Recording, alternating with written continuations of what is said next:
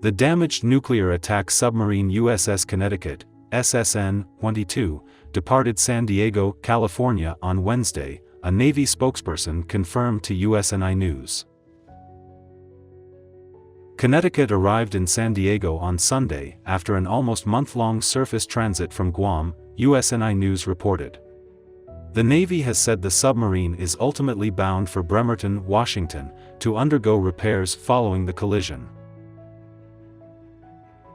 The attack boat struck an underwater mountain on October 2, according to a summary of the investigation previously reported by USNI News. The impact into the seamount in the South China Sea resulted in damage to the sonar dome, making travel underwater unsafe, several Navy officials told USNI News. Connecticut arrived in Guam to undergo a damage assessment with teams from Puget Sound Naval Shipyard, an intermediate maintenance facility, and the crew of the Guam-based submarine tender USS Emory S, land, as 39. A bow view of the attack boat, published by the ship spotting account WarshipCam, showed the tip of the submarine's bow had been removed.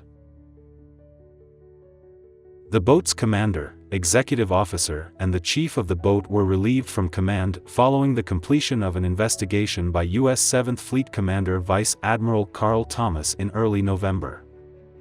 "We have very rigorous navigation safety procedures, and they fell short of what our standard was," Naval Submarine Forces Commander Vice Admiral William Houston said last month. Connecticut is one of 3 Sea Wolf-class nuclear attack boats, the Navy's most capable and secretive submarines.